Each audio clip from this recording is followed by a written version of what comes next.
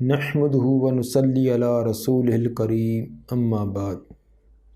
صحیح البخاری ابواب صفت الصلاۃ باب نمبر 108۔ باب من خافت القراءۃ فی الظہر والعصر۔ باب ہے جو آدمی ظہر اور عصر کی نماز کے اندر قراءت کو مخفی رکھنے کا قائل ہے۔ ظہر اور عصر کی نماز ان کی چاروں رکعتوں میں قراءت آہستہ سری مخفی ہوتی ہے اور اس میں تقریباً تمام کا اتفاق ہے۔ امام بخاری رحمہ اللہ اسی بات کو ثابت کرنا چاہتے ہیں۔ حدیث نمبر 777۔ قال حدثنا قتیبہ قال حدثنا جریر عن الاعمش عن عمارة بن عمیر عن ابی معمر قال قلنا لخباب اکان رسول اللہ صلی اللہ علیہ وسلم یقرأ فی الظہر والعصر۔ ابو معمر فرماتے ہیں ہم نے حضرت خباب رضی اللہ تعالیٰ عنہ سے پوچھا کیا رسول مقبول صلی اللہ علیہ وسلم ظہر اور عصر کی نماز کے اندر قراءت کیا کرتے تھے؟ قال نعم، انہوں نے کہا کہ جی ہاں آپ قراءت فرماتے تھے کرتے تھے۔ قلنا من این علمت، ہم نے پوچھا کہ آپ نے یہ کیسے پہچانا، نبی کی قراءت کیسے پہچانی؟ کیونکہ ظہر اور عصر کی نماز کے اندر قراءت تو سری ہوتی ہے، تو آپ کو کیسے پتہ چلا کہ آپ قراءت کر رہے ہیں؟ قال باضطراب لحیتہ، وہ فرمانے لگے آپ کی داڑھی مبارک کی حرکت کی وجہ سے، جب آپ پڑھتے تو داڑھی کے حرکت کرنے کی وجہ سے ہمیں پتہ چل جاتا کہ آپ قراءت فرما رہے ہیں۔ اس سے ثابت ہوا کہ ظہر عصر کی نماز کی قراءت سری آہستہ ہوتی ہے، تبھی تو صحابی قراءت کی پہچان وہ داڑھی کے حرکت کرنے سے معلوم کر رہے ہیں۔ اگر جہری طور پر کی ہوتی تو پھر تو تمام کو سنائی دیتی، بالکل واضح ہوتا۔ تو داڑھی کے حرکت سے اندازہ لگانا یہ اس کے سری ہونے کی واضح دلیل ہے۔ باب نمبر 109۔ باب اذا اسمع الامام الآیۃ۔ باب ہے جب امام کوئی ایک آیت سنا دے۔ ظہر عصر کی نماز کی قراءت تو سری ہوتی ہے، لیکن اکا دکا آیت کو اگر امام اونچی پڑھ کر سنا بھی دے تو اس میں نماز کے اندر کوئی حرج واقع نہ ہوگا۔ یہ باب قائم کر کے امام بخاری رحمہ اللہ ان کا رد کرنا چاہتے ہیں جو اس بات کے قائل ہیں کہ سری قراءت والی نمازیں جیسے ظہر عصر ہے، اگر اس کے اندر کوئی بول کر بھی قراءت اونچی کر دے گا تو اس کو سجدہ سہو کرنا پڑے گا۔ امام صاحب یہ ثابت کرنا چاہتے ہیں بول کر تو کیا، اگر آمدن بھی ایک آدھی آیت وہ جہری طور پر پڑھ دے تو سجدہ سہو نہیں آئے گا۔ حدیث نمبر 778۔ قال حدثنا محمد بن یوسف قال حدثنا الاوزاعی قال حدثنی یحیی بن ابی کثیر قال حدثنی عبداللہ بن ابی قتادہ عن ابی ان النبی صلی اللہ علیہ وسلم کان یقرأ بأم الکتاب وسورۃ معها فی الرکعتین الاولیین من صلاۃ الظہر و صلاۃ العصر۔ نبی صلی اللہ علیہ وسلم سورہ فاتحہ اور اس کے ساتھ کوئی اور سورت اس کی تلاوت فرمایا کرتے تھے ظہر اور عصر کی پہلی دو رکعتوں میں۔ ظہر عصر کی پہلی دو رکعتوں میں سورہ فاتحہ کے ساتھ کسی اور سورت کو بھی ساتھ پڑھا کرتے تھے۔ وَيُسْمِعُونَ الْآیَةَ أَحْيَانًا، اور سناتے تھے ہمیں کوئی آیت کبھی کبھی کوئی آیت اونچی آواز سے پڑھ کر ہمیں بھی سنا دیتے۔ وَكَانَ يُطِيلُ فِي الرَّكْعَةِ الْأُولَىٰ، اور آپ پہلی رکعت کو لمبا کیا کرتے تھے۔ اس سے ثابت ہوا کہ آپ بھی ظہر عصر کی نماز کے اندر کبھی کوئی آیت اونچی پڑھ کر صحابہ کرام کو سنا دیتے تاکہ ایک تو ان کو یہ پتہ چلے کہ قرات کی جا رہی ہے، دوسری کون سی صورت کی قرات ہو رہی ہے، تو یہ چیز معلوم کروانے کے لیے اکا دکا آیت اونچی بھی پڑھ دیتے۔ باب نمبر 110، باب یطول فی الرکعۃ الاولی، باب ہے لمبا کرنا پہلی رکعت کو، پہلی رکعت کو بعد والی رکعتوں کی بنسبت قدر لمبا کرنا۔ یہ پھر رکعت الاولی مطلق امام صاحب نے بیان کیا ہے، مراد تمام نمازیں، پانچوں نمازوں کی پہلی رکعت کو لمبا کرنا۔ اور یہ پیچھے بھی باب حدیث نمبر 759 کے تحت گزرا ہے۔ تو امام ابو حنیفہ رحمہ اللہ اس بات کے قائل تھے کہ صبح کی نماز میں تو پہلی رکعت کو لمبا کیا جائے، جبکہ امام صاحب ثابت کرنا چاہتے ہیں کہ دیگر نمازوں کی پہلی رکعت کو بھی لمبا کیا جا سکتا ہے۔ امام بہقی رحمہ اللہ انہوں نے یہ تطبیق بیان کی ہے کہ اگر کسی نمازی کے ملنے کی امید ہو، کوئی آواز وغیرہ پاؤں کی آہٹ وغیرہ آ رہی ہے، تو پھر تو پہلی رکعت کو لمبا کرے، یا نمازیوں کی تعداد سے اندازہ ہو جاتا ہے کہ ابھی کچھ لوگ آنے والے ہیں، تب تو پہلی رکعت کو لمبا کرے۔ اگر کسی کے مزید آنے کی امید نہ ہو، پھر تمام پہلی اور دوسری رکعتوں کو برابر ہی کر دے۔ مصنف عبد الرزاق حدیث نمبر 3710 کے تحت امام عطا فرماتے ہیں، انی لا احب ان یطول الامام الاولی من کل صلاۃ، میں یہ پسند کرتا ہوں کہ امام تمام ہی نمازوں کے اندر پہلی رکعت کو لمبا کرے، حتیٰ یکثر الناس، یہاں تک لوگ زیادہ ہو جائیں، تاکہ زیادہ لوگ پہلی رکعت پوری نماز کو پا لیں۔ فَإِذَا صَلَّيْتُ لِنَفْسِي فَإِنِّي أُحْرِصُ عَلَىٰ أَنْ أَجْعَلَ الْأُولَيَيْنِ سَوَاءً، اور امام عطا فرماتے ہیں اگر میں منفرد طور پر اپنے طور پر نماز ادا کروں تو پھر میں دونوں رکعتوں کو برابر ہی کرتا ہوں، پہلی دوسری رکعت میں تب فرق نہیں کرتا۔ گویا کہ امام عطا رحمہ اللہ ان کے نزدیک بھی پہلی رکعت کو لمبا کرنا اسی صورت میں ہے جب مزید دوسروں کے ملنے کی امید ہو، اگر یہ نہ ہو تو پھر برابر ہی کر دی جائیں۔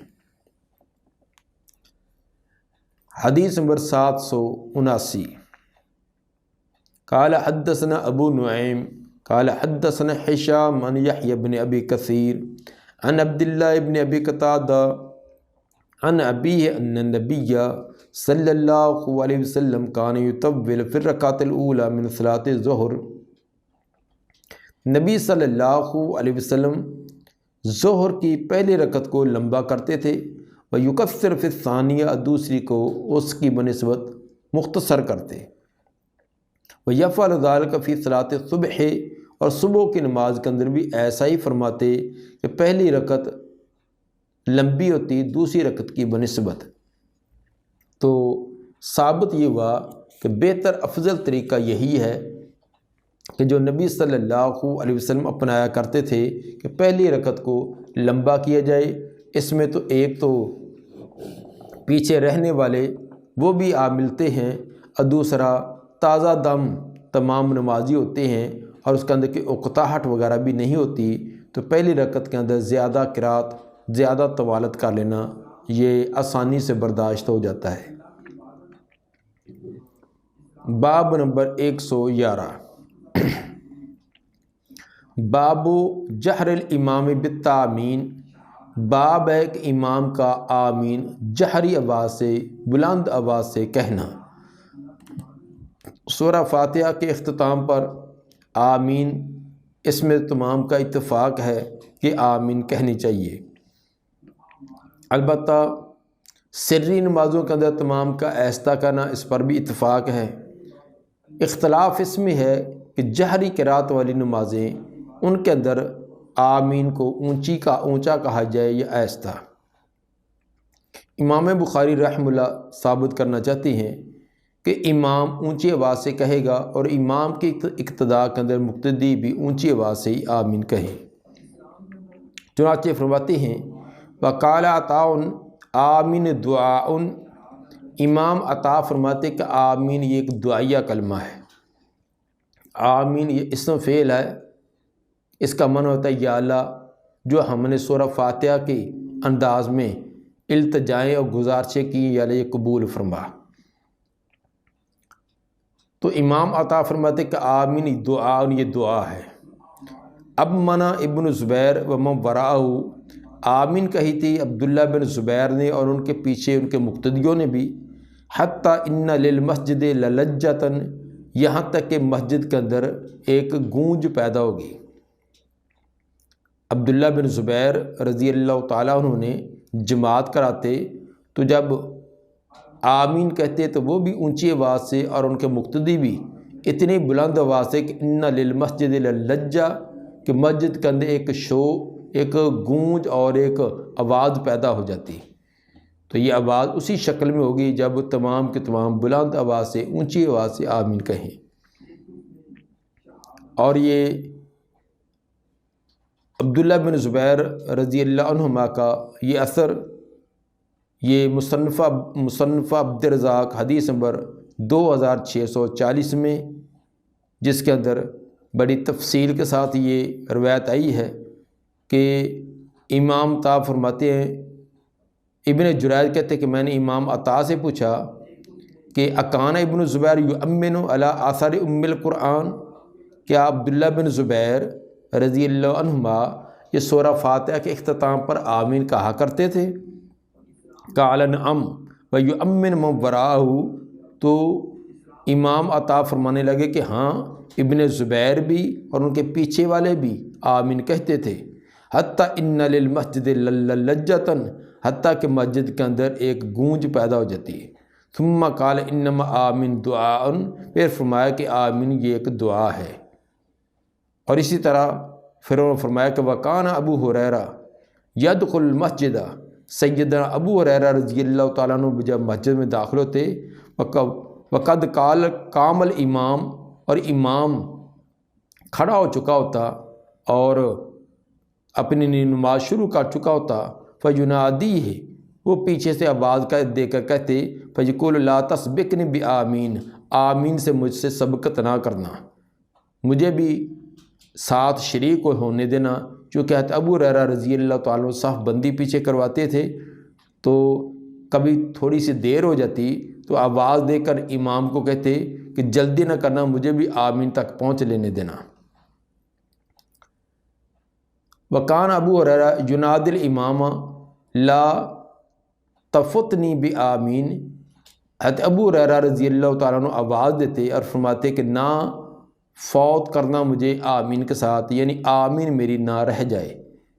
تو یہ اسی شکل میں ہے کہ جب امام اونچی آواز سے کہے گا تو اگر ایسا تو پھر تو فوت ہونے کا معنی ہی نہیں ہے، تو جب امام اونچی آواز سے کہے گا تو حضرت ابو ہریرہ رضی اللہ تعالیٰ فرماتے ہیں کہ میرا بھی کچھ انتظار کر لینا تاکہ میں بھی اس میں شریک ہو جاؤں، کیونکہ جو آمین کے اندر شریک ہو جائے اس کا بہت بڑا ایک شرف ہے، جس طرح کہ آگے حدیث میں بیان کیا گیا۔ وقال نافع کان ابن عمر لا یدعوہ، حضرت نافع فرماتے کہ عبداللہ بن عمر رضی اللہ عنہ وہ اس آمین کو نہیں چھوڑا کرتے تھے، وَيَحُضُّهُمْ، اور لوگوں کو ترغیب دلاتے تھے، خود بھی اس پر عمل تھا اور لوگوں کو بھی ترغیب دلاتے تھے کہ اس آمین کو کہیں۔ وَسَمِعْتُ مِنْهُ فِي ذَلِكَ خَيْرًا، اور میں نے سنی اس سے اس کے بارے میں بڑی خیر اور بلائی، میں نے اس آمین کے بارے میں بڑی فضیلت اور بڑا اجر و ثواب ان کی زبانی سنا ہے۔ حدیث نمبر 780۔ قال حدثنا عبداللہ ابن یوسف قال اخبرنا مالک عن ابن شہاب عن سعید بن المسیب و ابی سلمہ بن عبد الرحمن انہم اخبراہ عن ابی ہریرہ ان رسول اللہ صلی اللہ علیہ وسلم قال اذا امن الامام فامنوا فإنه من وافق تأمینه تأمین الملائکۃ غفر له ما تقدم من ذنبه۔ سیدنا ابو ہریرہ رضی اللہ تعالیٰ عنہ فرماتے ہیں کہ رسول مقبول صلی اللہ علیہ وسلم نے فرمایا اذا امن الامام فامنوا، جب امام آمین کہے تو تم بھی آمین کہو۔ فإنه من وافق تأمینه تأمین الملائکہ، بے شک جس کی آمین فرشتوں کی آمین کے موافق ہوگی، اس کے ساتھ مل گئی، غفر لہ ما تقدم من ذنبہ، تو اس کے پہلے تمام کے تمام گناہ ہی معاف کر دیے جائیں گے۔ جب امام آمین کہے تو تم بھی آمین کہو، کیونکہ فرشتے بھی اسی وقت کہتے ہیں۔ تو جب تم امام کی آمین کے ساتھ ہی آمین کہو گے اور وہی وقت فرشتوں کی آمین کا ہے، اور جس کی فرشتوں کے آمین کے ساتھ موافقت ہوگی، غفر لہ ما تقدم من ذنبہ، اس کے سابقہ تمام گناہ معاف کر دیے جائیں گے۔ اور یہ اسی وقت ممکن ہے، فرشتوں کی آمین کے ساتھ موافقت اسی وقت ممکن ہے جب امام اونچی آواز سے آمین کہے اور پیچھے والے مقتدی بھی کہیں۔ اگر امام ایسا کہے تو پھر پیچھے والے مقتدی ان کے ساتھ موافقت کیسے کر سکتے ہیں؟ جب مقتدی امام کے ساتھ موافقت نہیں کریں گے تو فرشتوں کے ساتھ موافقت کیسے ہوگی؟ اس کی تائید میں اور بھی کئی ایک روایات موجود ہیں جو اس بات کو دلالت کرتی ہیں کہ امام اور مقتدی کو آمین اونچی آواز سے کہنی چاہیے۔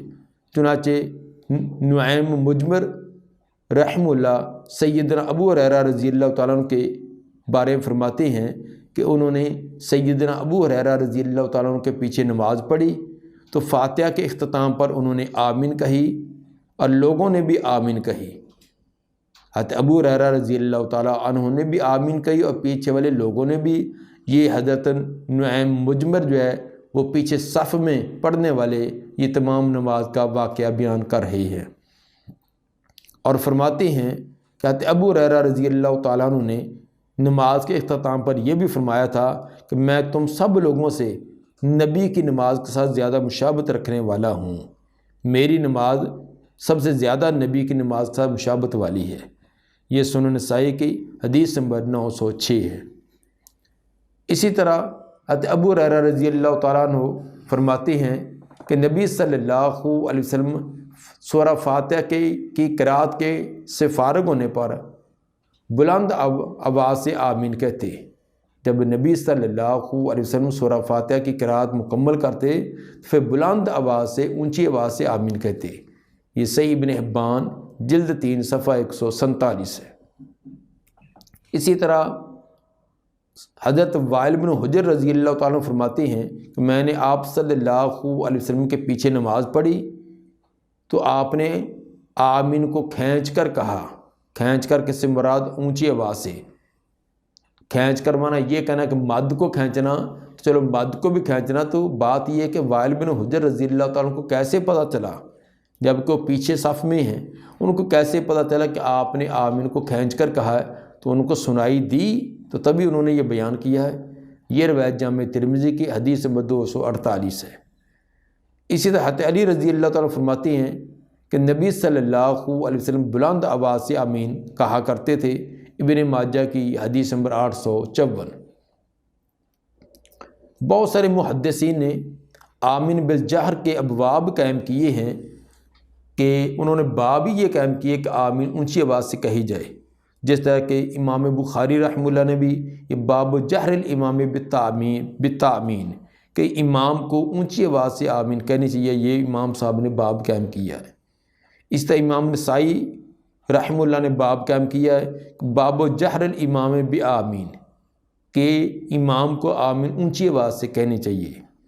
امام ابن خزیمہ بھی باب قائم کرتے باب الجہر بآمین، اونچی آواز سے آمین کہنا، اور امام ابن ماجہ رحمہ اللہ نے باب قائم کیا باب الجہر بآمین، آمین اونچی آواز سے کہنا۔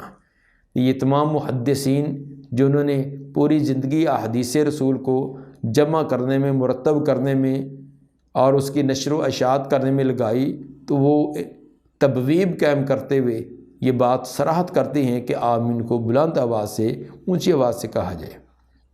باب نمبر 112، باب فضل تامین، آمین کہنے کی فضیلت۔ جو آمین کہتا ہے تو کہنے سے مراد آمین کو اونچی آواز سے کہنا، کیونکہ ایسا تو تمام ہی کہتے ہیں، لیکن آگے جو حدیث کے الفاظ ہیں وہ اس بات کا تقاضا کرتے ہیں کہ اونچی آواز سے کہی جائے۔ حدیث نمبر 781، حدثنا عبداللہ ابن یوسف قال اخبرنا مالک عن ابی الزناد عن الاعرج عن ابی ہریرہ ان رسول اللہ صلی اللہ علیہ وسلم قال اذا قال احدکم آمین وقالت الملائکۃ فی السماء آمین فوافقت احداہما الاخری غفر له ما تقدم من ذنبہ۔ سیدنا ابو ہریرہ رضی اللہ تعالیٰ عنہ فرماتے ہیں کہ یقیناً رسول کریم صلی اللہ علیہ وسلم نے یہ بات فرمائی کہ اذا قال احدکم آمین، جب تم میں سے کوئی ایک آمین کہتا ہے، وقالت الملائکۃ فی السماء آمین، تو آسمانوں میں فرشتے بھی آمین کہتے ہیں۔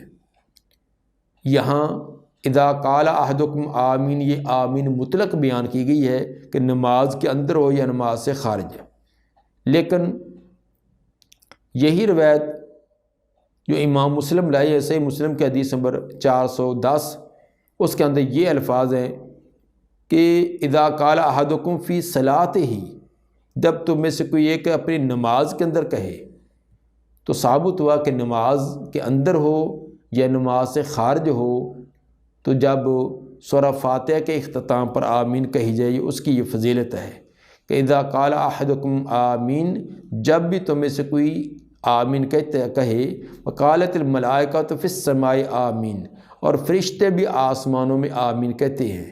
اور فرشتوں کا آمین کہنا یہ نماز کے اندر تو اس کی وضاحت ہے، اور دوسری چیزوں کو اسی پر قیاس ہے۔ فوافقت احداہما الاخری، جب ایک جماعت دوسری کی موافقت کرتی ہے، فرشتوں کی اور نمازیوں کی، دونوں کی آمین کی موافقت ہو جاتی ہے، ایک وقت میں کہتے ہیں غفر له ما تقدم من ذنب، تو ان کے سابقہ سارے کے سارے گناہ معاف کر دیے جاتے ہیں۔ اور فرشتے آمین کب کہتے ہیں؟ یقیناً فرشتے نہ امام سے پہل کرتے ہیں، نہ عین امام کے ساتھ، بلکہ امام کے پیچھے، لفظ ہے کہ جب امام کہے تو پھر تم کہو۔ اس کی وضاحت آگے کریں گے کہ آمین کہنے کا موقع محل کب ہوتا ہے۔ تو اسی طرح ایک اور روایت میں نبی صلی اللہ علیہ وسلم نے فرمایا کہ یقیناً یہودی ایک حاسد قوم ہے، اور وہ تم سے جتنا حسد سلام اور آمین کہنے میں کرتے ہیں، اتنا کسی اور چیز میں نہیں کرتے۔ یہ صحیح ابن خزیمہ جلد 1 صفحہ 288 پر روایت ہے۔ تو اس سے ثابت ہوا کہ آمین کہنے کی بڑی فضیلت ہے، ایک انتہائی آسان سا کام، مختصر سا کام، جس کی اتنی فضیلت کے سب صاحب کا سارے کے سارے گناہ معاف۔ اب اتنا آسان کام سے اتنا بڑی فضیلت، اتنا بڑا ایک مقام دیا جا رہا ہے۔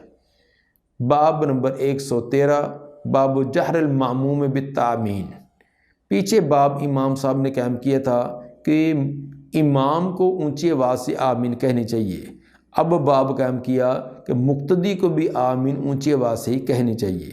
حدیث نمبر 782، حدثنا عبداللہ ابن مسلمہ عن مالک عن سمی مولا ابی بکر عن ابی صالح عن ابی ہریرہ ان رسول اللہ صلی اللہ علیہ وسلم قال اذا قال الامام غیر المغضوب علیہم ولا الضالین فقولوا آمین فإنه من وافق قوله قول الملائکہ غفر له ما تقدم من ذنبہ۔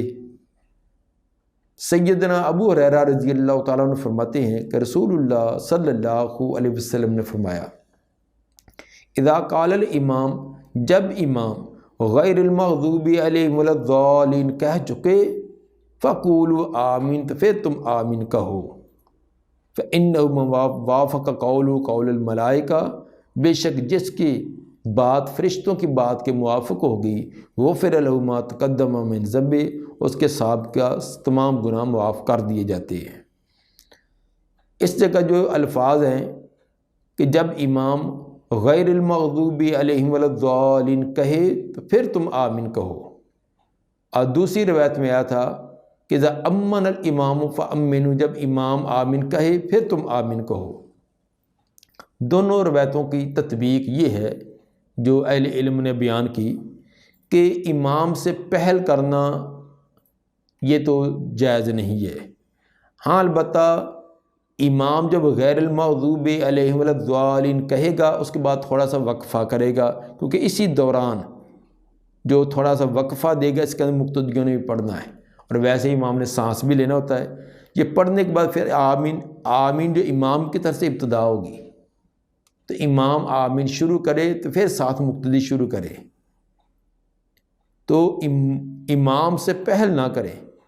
جو امام سے پہل کرے گا گویا کہ اس نے سورہ فاتحہ امام سے بھی پہلے پڑھ چکا ہے، تو اس لیے جب امام آخری آیت کو مکمل کرے گا، کرنے کے بعد سیاں لے کر آگے آمین شروع کرے گا، اتنے وقفے کے دوران مقتدی یہ آیت مکمل کر کے امام کے آمین کے بعد آمین شروع کرے۔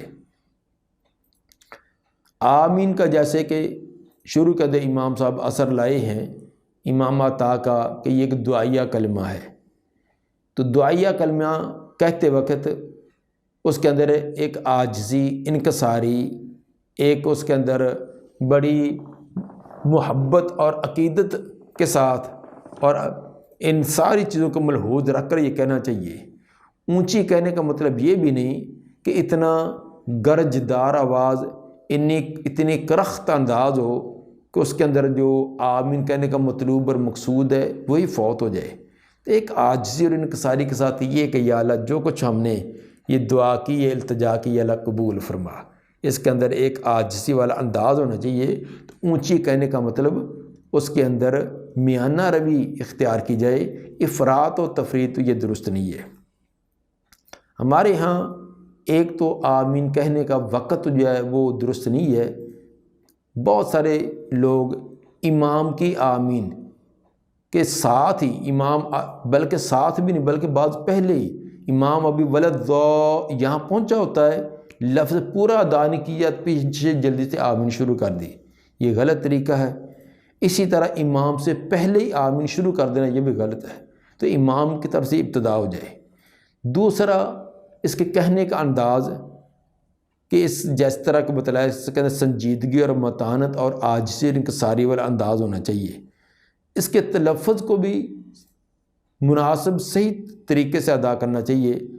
لفظ آمین کا جو مد ہے اس کو لمبا کرنا ہے، اور مد کو لمبا مناسب مقدار میں جتنا ایک اصول و ضوابط ہے۔ تو بعض جو ہے اتنا اس کو بہت لمبا کھینچ دیتے آمین، یہ طریقہ نہیں ہے، اس طرح مبالغہ کر دینا۔ تو مناسب زیادہ سے زیادہ 4 زبر کے برابر اس کو کھینچا جاتا ہے، آمین، یعنی مناسب مقدار کے ساتھ اس کو کھینچ کر کہا جائے۔ دعا ہے کہ اللہ تعالیٰ نبی صلی اللہ علیہ وسلم کے فرامین پر عمل کرنے کی توفیق عطا فرمائے۔ سبحان ربک رب العزت عما یصفون والسلام علی المرسلین الحمد للہ رب العالمین۔